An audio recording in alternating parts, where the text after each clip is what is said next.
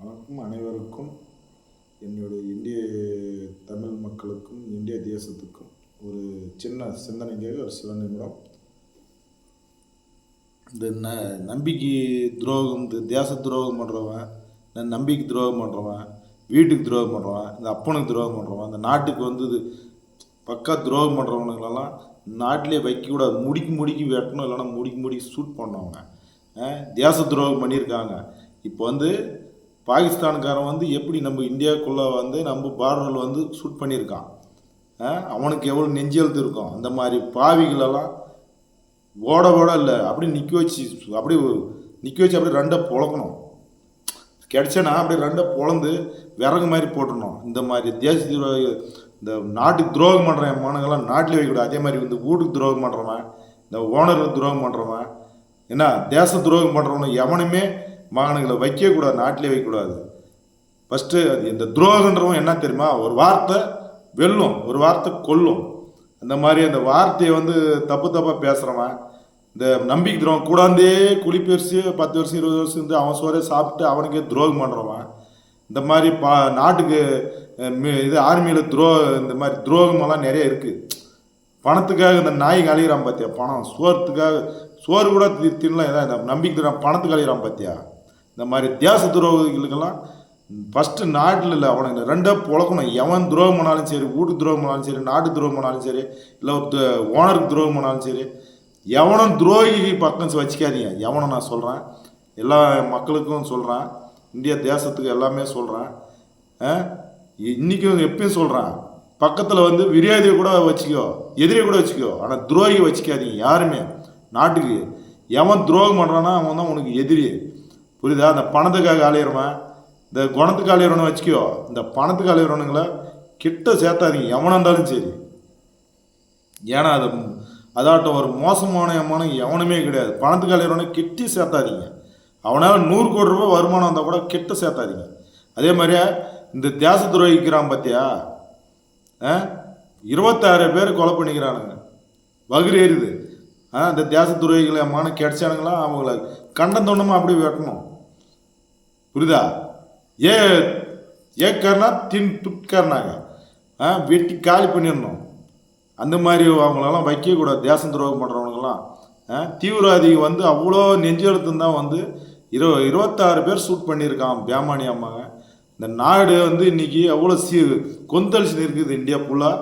நம்ம மோடிஜி அவர் இவ்வளோ ஸ்டெப் எடுத்து பண்ணுறாப்புல, அவர் சும்மா விடமாட்டாப்புல. இந்த மோடிஜி அவர் இருக்கிறதா அவ்வளோ அண்ணாமலைக்கும் நன்றி தெரிவிக்கிறேன். எல்லாருமே அவர் சும்மா விடக்கூடாது.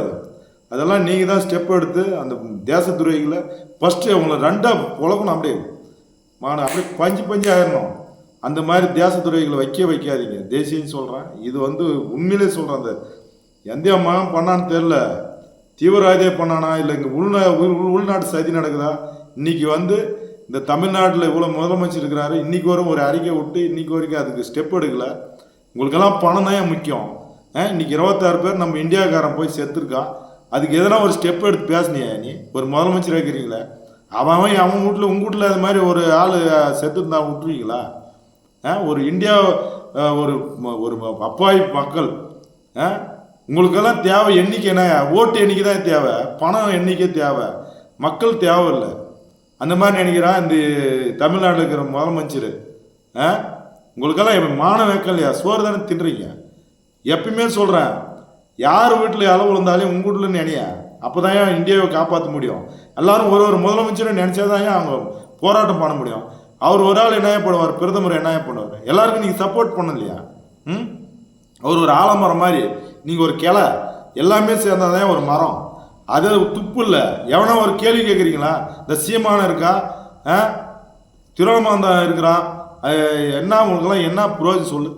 யாரைய பற்றி பேசுகிறீங்க நீங்கள்? திருவண்ணாமந்தான் உங்களுக்கெல்லாம் புத்திக்குதே. உங்களுக்கெல்லாம் யாருக்கையும் பேர் வச்சுக்கிறீங்க பாரு. உங்களுக்கெல்லாம் புத்தி இல்லாத ஒரு ஒரு புத்திக்கு தான் உங்களுக்கு ஃபஸ்ட்டு. எது சேசணும் என்ன? இப்போ இவ்வளோ போராட்டம் பண்ணி அவர் போயிட்டு அங்கங்கே என்ன வேலை செய்கிறாரு பிரதமர், அவர் கூட போய் நீங்கள் சப்போர்ட் பண்ண முடியல. நீங்கள் இங்கே வாயில் வடசுட்டு உட்காந்துக்கிறீங்களா? இதான் இந்தியாவை நீ காப்பாற்றுற ஆளுகளையா? இதான் மக்களை காப்பாற்றுறவங்களா? எவங்க பணம் வருதோ பொட்டி வருதோ அதை சாப்பிட்டு அப்படியே போயிருக்கு. வேற என்ன செய்ய போறீங்க நீங்கள்? மக்களை காப்பாற்றுறதுக்கு எவனை துப்பு இருக்கா சொல்லு. எவன் செத்தாலும் சரி நீங்கள் நல்லா இருக்கணும், அதானே அவங்க வேலை. இன்னைக்கே சொல்கிறேன், எல்லாருக்கும் எச்சரிக்கிறேன். யார் பிரதமர் அவர் இன்னைக்கு அவர் சப்போர்ட் பண்ண முதலமைச்சருங்க எல்லாம் எதிர்கட்சிக்காரெல்லாம் இது நடக்கிறது வேற இருக்கும். இதெல்லாம் நீங்கள் பக்காவே செய்யணையா? உங்களுக்கு எப்படியா பணம் மாத்திரம் வரணும், ஓட்டு போடணும், அது மாத்திரம் வேணும். மக்கள் எப்படி அவன் சேர்த்தா உங்களுக்கு என்னையா இருக்குது? என்னையா உங்களுக்கு என்ன பண்ணியிருக்கீங்க?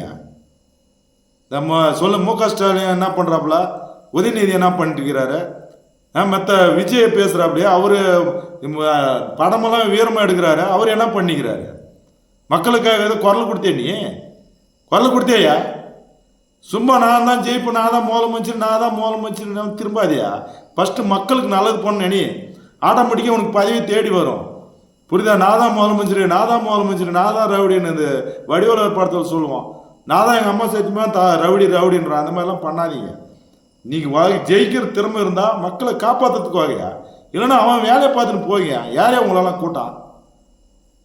இன்னைக்கே சொல்கிறேன், நாளைக்கு சொல்கிறேன், உங்களுக்கு தைரியம் இருந்தால் சப்போர்ட் பண்ணுங்க எங்கள் மோடிஜிக்கு, பாரத் மாதாக்கு, அண்ணாமலைக்கு அவருக்கு சப்போர்ட் பண்ணுங்க. அப்படி இல்லைன்னா ஒதுங்கி போயிட்டேரியா, நாங்கள் பார்த்துக்கிறோம். ஜெய் ஹிந்த்.